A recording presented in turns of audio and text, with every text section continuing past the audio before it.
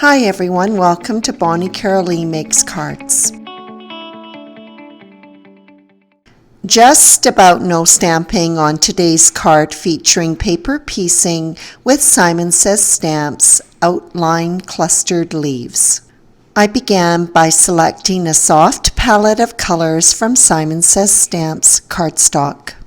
I prepared an oversized panel for paper piecing by applying stick-it adhesive sheets to the base.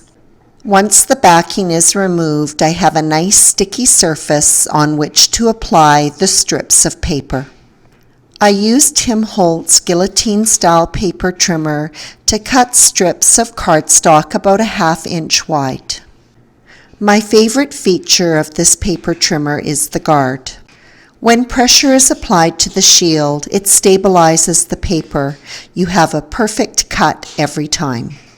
Once the paper strips are cut, I'm ready to apply them to the adhesive-backed base. The backing paper is removed and the paper strips are applied on a diagonal. The oversized base that I have used to apply the paper strips is large enough to die cut a rectangular panel and also a sprig of the clustered leaves. You may have noticed that as the paper strips are applied that there is a bit of wiggle room time.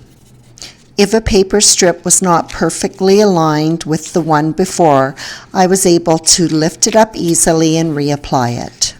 The paper pieced panel was die cut with the second largest die from MFT's Stacks 2 stitched rectangles. I also cut a branch from Simon Says Stamps outline clustered leaves. Because I am die cutting a double thickness of cardstock, I did have to run it through my die cutting machine a few times. Even with that, I still had to use my scissors to release the leaves.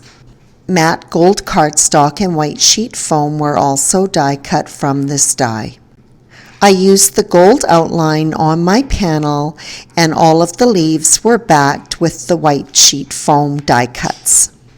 The branch of leaves was laid out using a few of the gold leaves and some paper pieced ones. This is quicker than it maybe looks as I just slide the scissors along to release the leaves. When I felt I had a good balance between the two, I took the leaves that were paper pieced and gave them a little bit of texture using Tim Holtz linen background stamp. The stamp was inked with Hero Arts Unicorn White ink. The overall effect is very subtle and, to be honest, not really that noticeable unless you look carefully.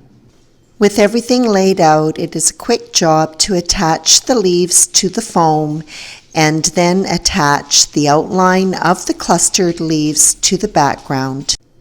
The outline clustered leaves die cut is quite fine.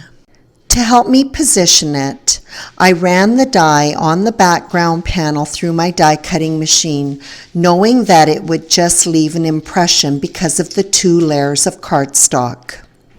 A good strategy. This impression allowed me to take that die cut with its little dots of glue and slide it exactly into place where I wanted it. Now it was just a matter of gluing all those foam back leaves onto the panel. When I removed the leaves from the background panel previously, I had thought that I was laying them out in an organized way so that I could just pop them right onto the panel. If I had a system, I certainly couldn't remember what that was, and so it was a little bit like putting a puzzle together. Thankfully, there are not so many leaves, and the varying sizes made this task not too onerous. I sometimes have a way of making the easiest task more difficult than it needs to be. It's all about learning by our mistakes. And this next trick is one that was from a lesson hard learned. When stamping directly onto a completed panel, and especially in this case when I will be using multiple stamps, I like to lay them out and then stamp it onto a piece of scrap construction paper just to ensure that those sentiments are nice and straight. The sentiments that I chose for this card are small and fine. I stamped them in black VersaFine, which is a really great detail ink. The card was finished up with a few embellishments. I used 4 different colors of Nuvo Dream Drops: Cloud 9, Fairy Wings, Love Potion, and Indigo Eclipse. I really like the iridescent quality of the Dream Drops, and the colors are very soft and subtle. This panel was mounted on violet cardstock that had been die cut with a stitched rectangle, and then mounted on an A2 size Neenah 110-pound card base. And that wraps up this card featuring Simon Says Stamps outline clustered leaves on a paper pieced background. I hope you enjoyed this video on a mostly die cut card. As always, I appreciate your visit.